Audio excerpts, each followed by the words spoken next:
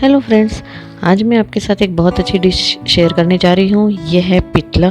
इसे महाराष्ट्र में पिठला कहते हैं या आप इसे बेसन करी भी कह सकते हैं। अगर आपके पास घर में कोई सब्जी अवेलेबल ना हो तो आप ये बना कर खाइएगा फ्रेंड्स, चाहे रोटी के साथ खाए या चावल के साथ। ये बहुत ही टेस्टी लगता है। तो चलिए बेसन करी बनाना शुरू करते हैं। Please like and subscribe Shweta's kitchen. Thank you. Pithla बनाने के लिए सबसे पहले हम एक कढ़ाई ले लेंगे।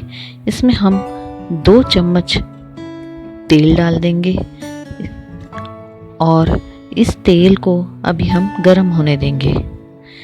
तेल के गरम होते ही हमें इसमें राई डाल देना है।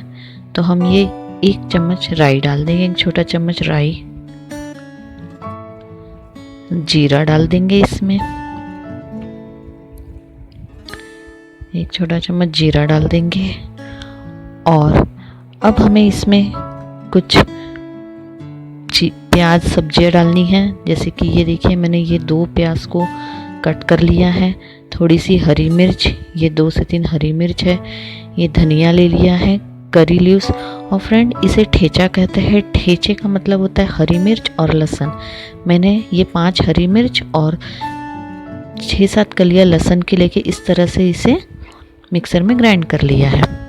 फ्रेंड्स, ये ठेचा डालने से ये बेसन पिठले का टेस्ट बहुत ही अच्छा आता है।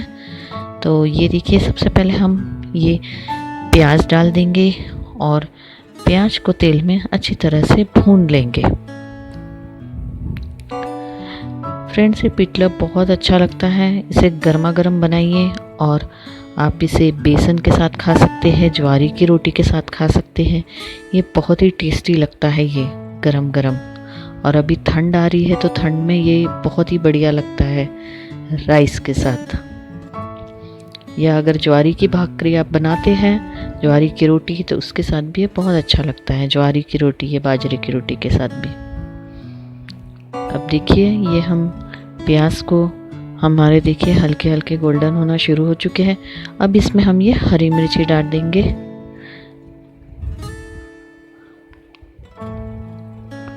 और हरी मिर्ची के साथ हम ये करी लीव्स भी थोड़ा ऐड कर देंगे। करी लीव्स से इसमें पिठला में बहुत अच्छा फ्लेवर आता है, तो हम करी लीव्स भी डाल देंगे। और ये देखिए फ्रेंड्स, ये हमारे प्याज जो है ये हल्के हल्के गोल्डन होना शुरू हो चुके हैं। तो अब हम इसमें ये ठेचा भी डाल देंगे। ये हरी मिर्च और लहसुन को इस तरह से मैंने पीस लिया है।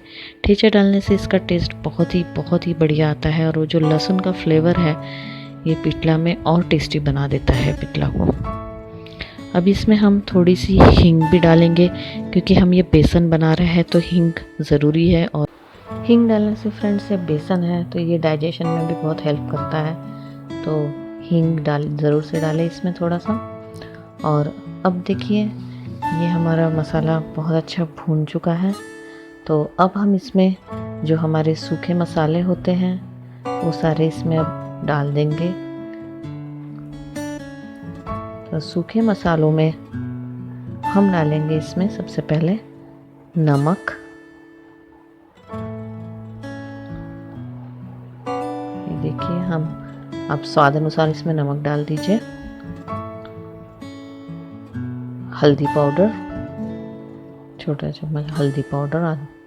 और ये मिर्च फ्रेंड, अगर आप थोड़ा इसे चटपटा बनाना चाहते हैं तो थोड़ी ज़्यादा डालिएगा मिर्च। और ये मैं थोड़ा सा इसमें जीरा पाउडर भी डाल दे रही हूँ। और ये धनिया पाउडर, 1 चम्मच धनिया पाउडर। हल्दी, मिर्ची, नमक, जीरा पाउडर और धनिया पाउडर। अब इन सब चीज़ों को हमें अच्छी तरह से मिक्स कर लेना है। और फ्रेंड, हमें अब बेसन को, आप जितना बेसन लेना चाहे, मैंने 1 छोटा कटोरी भर के बेसन लिया है। तो वो बेसन में हमें 2 कटोरी पानी डालकर एक घोल बना लेना है उस बेसन का, एक बाउल में। और वो बेसन जो हमने ऐसा, ये देखिए, ये बाउल में मैंने बना लिया है 1 कटोरी बेसन और 2 कटोरी पानी डाल के। तो इस घोल को हमको इसमें डालना है ताकि इसमें बिल्कुल भी गांठें ना पड़े, और जब आप इसे डालेंगे तो आपको कंटिन्यूसली इसे स्टर करना होगा ताकि इसकी गुठलियाँ ना पड़े। अभी हमें ये बेसन को थोड़ा सा पतला करना है, तो मैं इसके लिए इसमें थोड़ा गर्म पानी यूज़ कर रही हूँ।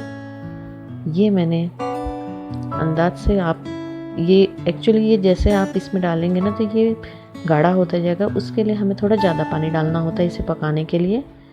तो मैंने और ऊपर से 2 कटोरी पानी इसमें और ऐड कर दिया है, और अब मैं इसे कंटिन्यूसली इस तरह से स्टर करते रहूँगी, और इसे कंटिन्यूसली हिलाते हुए इसे हमें पकाना होगा अच्छी तरह से।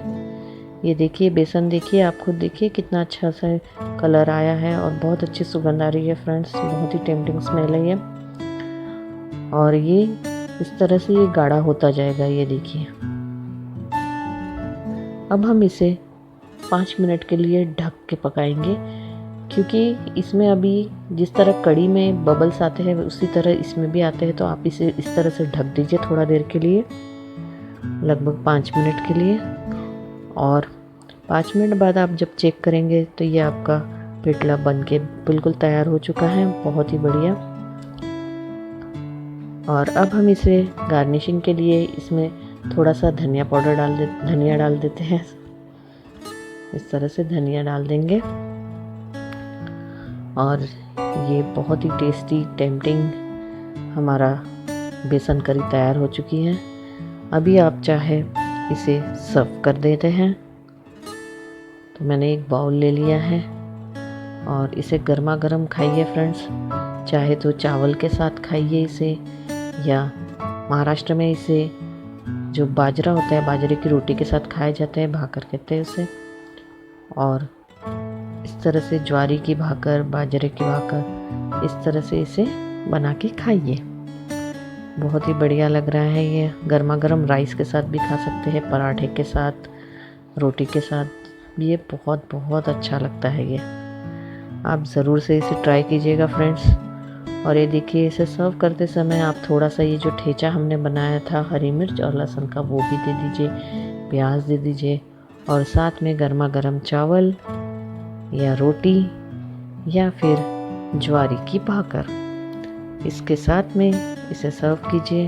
ये बहुत ही बढ़िया लगता है, ज़रूर ट्राई कीजिएगा फ्रेंड्स, और मुझे कमेंट में लिख के ज़रूर बताइएगा। Please Please like and subscribe Shweta's Kitchen. Thank you.